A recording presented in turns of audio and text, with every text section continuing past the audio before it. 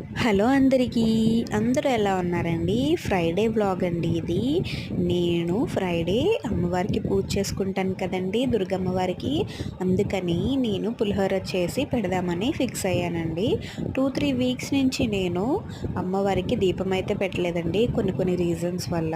కానీ ఈసారి మళ్ళీ కొత్తగా స్టార్ట్ చేస్తున్నాను కదా, అరటిపళ్ళు కొబ్బరికాయతోనే ఎందుకు సరిపెట్టడం, అమ్మవారికి మనకి కూడా ఉపయోగపడేలాగా ఒక రెసిపీ చేసేద్దామని పులిహోర అయితే ఫిక్స్ అయిపోయానండి. అందుకని మొత్తం పులిహోర కలిపేశాను, అమ్మవారికి నైవేద్యం పెట్టేశాను, దీపం పెట్టేశానండి. నాకు దుర్గమ్మవారు అంటే చాలా ఇష్టమండి.